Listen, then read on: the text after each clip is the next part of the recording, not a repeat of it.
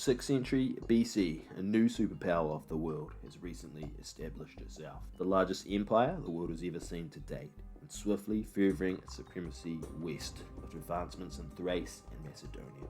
The imposing Persian Empire. Let's deep dive into history to discover the origins of the Greek vs Persian rivalry and where it all began.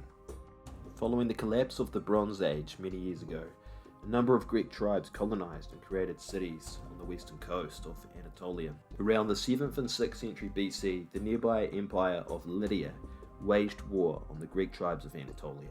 By the 6th century BC, at the height of their empire, they had conquered all ancient Greek tribes in coastal Anatolia. Cyrus the Great, ruler of Persia, was becoming a strong force. Recently, the Medes had revolted, turning to the rapidly expanding Persian Empire and coming under their control.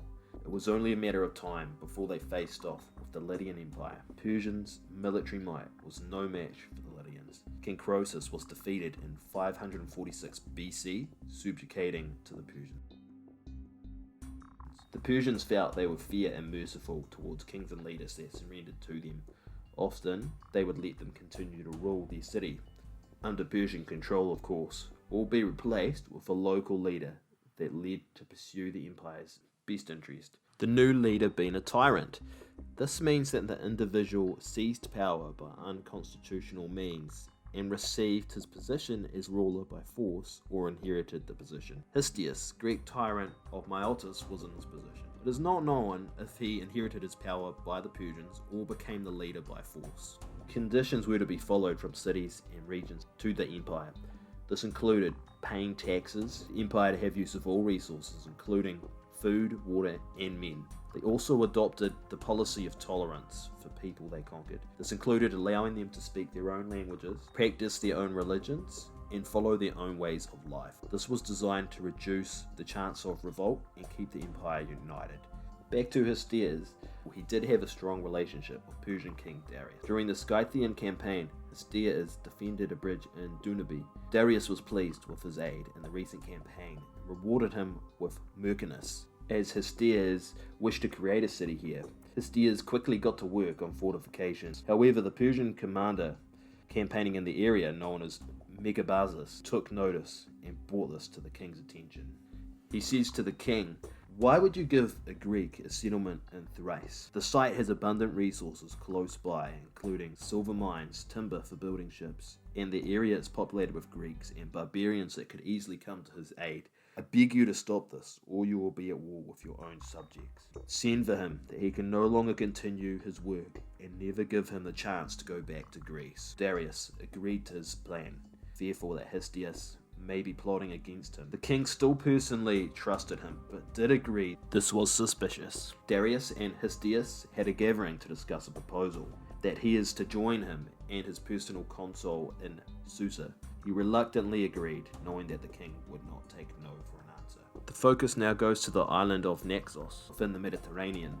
The leadership in Nexos had recently become democratic, and the former government was exiled from the island and took refuge in Miletus. These men had the same political ideas and values of Miletus. Aristogoras was appointed stand-in governor of Miletus. He was Histories' son-in-law and had similar values. If he helped take back the island with military action, they would make him lord of Nexos. Aristogoras said he would make a request to Atrophanes, the Persian commander of the area. He agreed to his aid. 200 ships of war and a strong force of allied and Persian troops were approved for use by the king. Megabazus was appointed by Atrophanes to command the campaign. He travelled to Miletus, and the Ionian contingent joined him and set sail to Chios for preparations before travelling onwards to Nexos. During this time, Megabazus was inspecting a watch on a ship. To his displeasure, no watch had been set on one of the Ionian vessels. Angry at this neglect of duty, he ordered his guard to find the captain and put him in irons with his head sticking out through an oarport in the ship's side. Aristogoras was not impressed when he heard this and confronted Megabazus about this incident and to have him released. The Persian commander was infuriated. Aristogoras confronted him. "All of this is none of your business. Didn't Astrophanes put you under my orders when he sent you out here? Didn't he tell you to sail wherever I thought fit? Why are you meddling?" Megabazus was furious, and as soon as darkness fell, he betrayed them by sending a message to Nexos, warning them that an attack from the Ionians was coming their way. On their arrival, the islanders had extensive preparations and strong fortifications of the port and city. The siege wore on for 4 months. By this time, a large amount of resources had been spent with nothing to show for it, resulting in the Persians pulling the plug on the siege and halting the expedition. The expedition was a disaster. Aristogorez was now in trouble. He could not pay the Persians. He resented Megabatus for providing the basis to failure, for he feared losing his position in Miletus. Rebellion was now an option. That's all I have for you now. Thanks for listening. Subscribe, like for more videos like this. Part 2 will be here soon, within the next few weeks. See you next time.